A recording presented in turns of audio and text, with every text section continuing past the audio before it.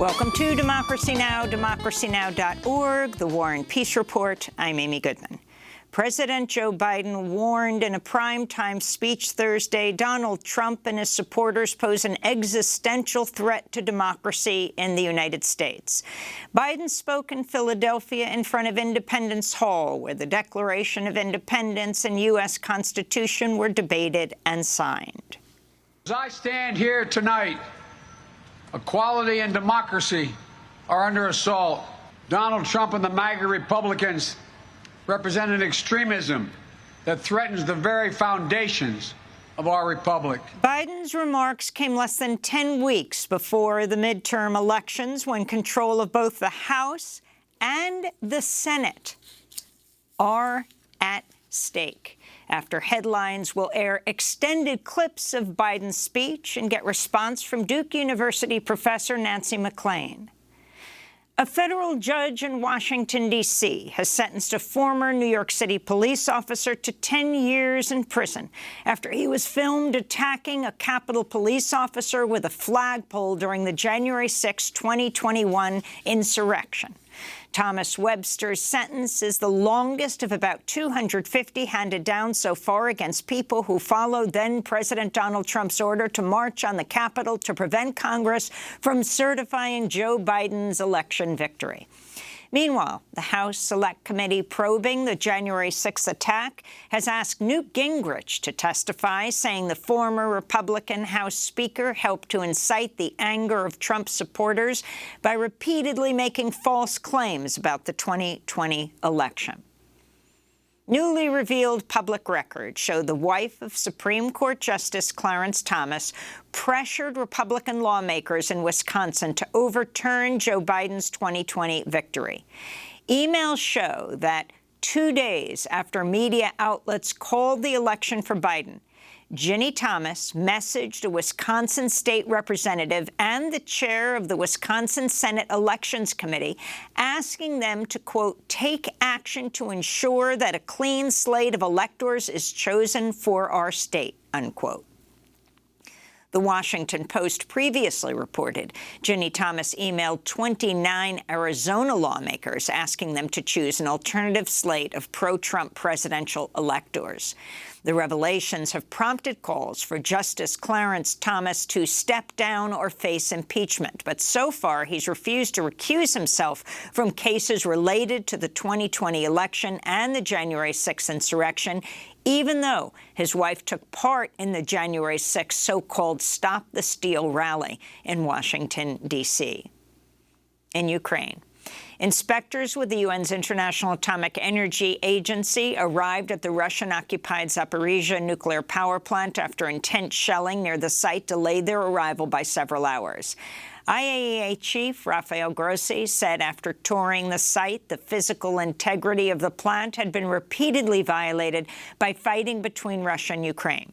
In Moscow, Russia's defense ministry accused Ukraine of nuclear terrorism by continuing to fire artillery at the nuclear complex.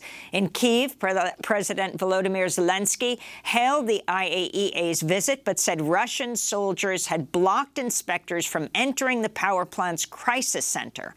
He called for the establishment of demilitarized zones near Ukraine's nuclear sites. For more than 3 decades, our specialists have managed 5 facilities, the Chernobyl station, and 4 working nuclear power plants. The IAEA had never had concerns regarding the activities of any of these facilities until Russia invaded our territory and brought its madness here. Ukraine denies it's shelling Zaporizhzhia, the largest nuclear power plant in Europe.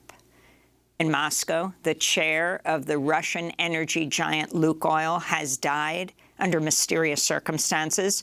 Russia's TASS news agency reported Ravel Maganov fell from the 6th-story window of a Moscow hospital Thursday morning, then later reported he had taken his own life.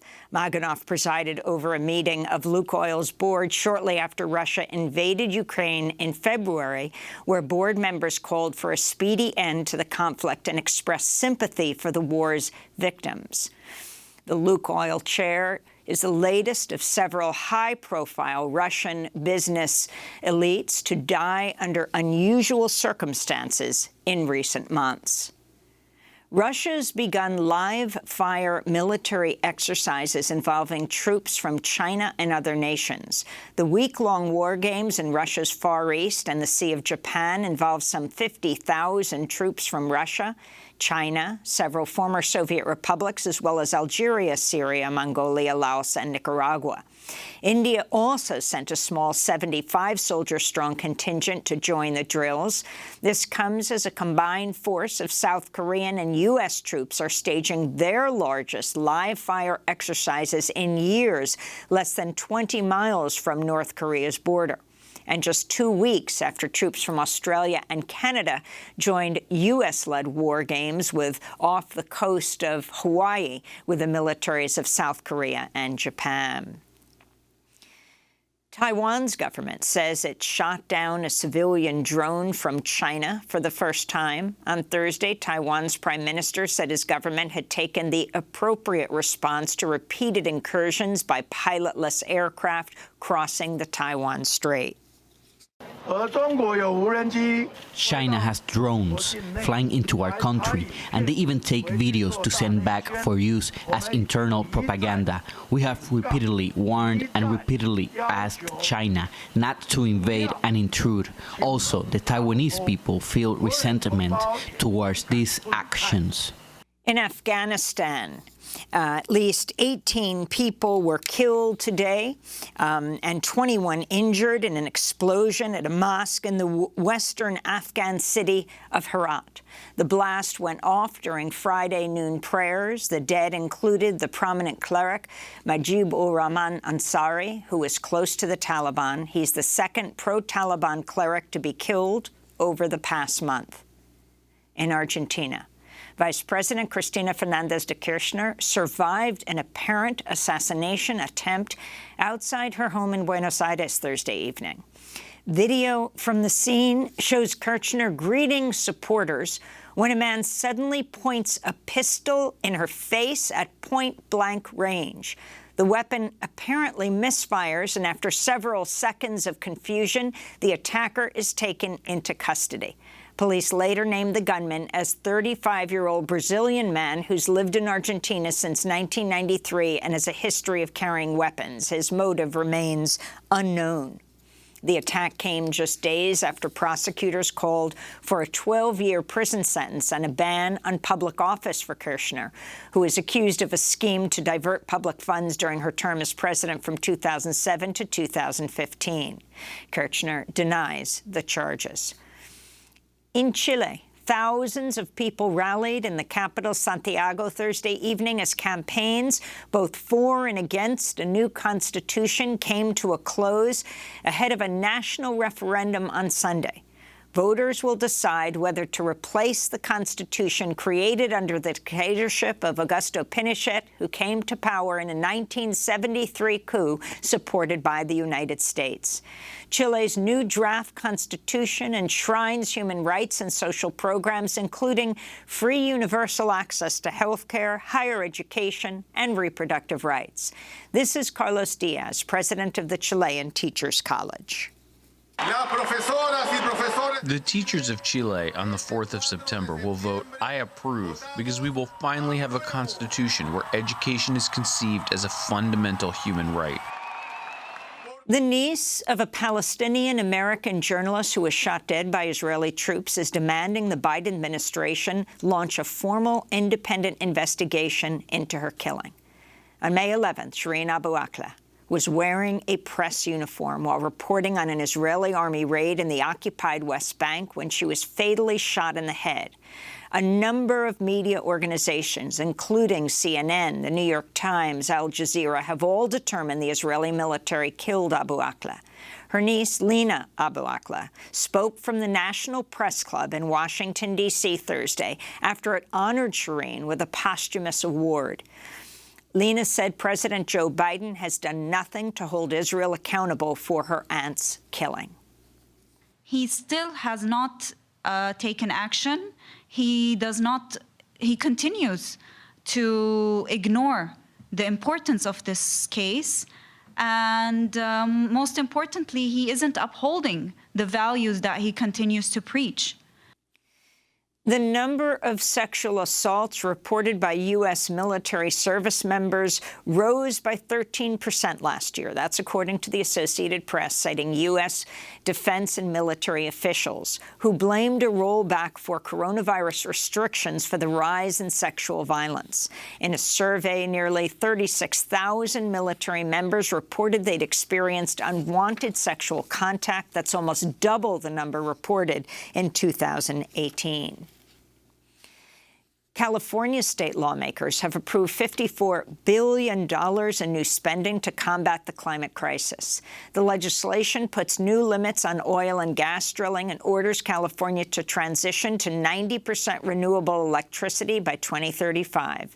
It also provides billions of dollars for electric vehicles and controversially postpones the planned closure of California's last nuclear power reactors at the half-century-old Diablo Canyon power plant south of Los Angeles.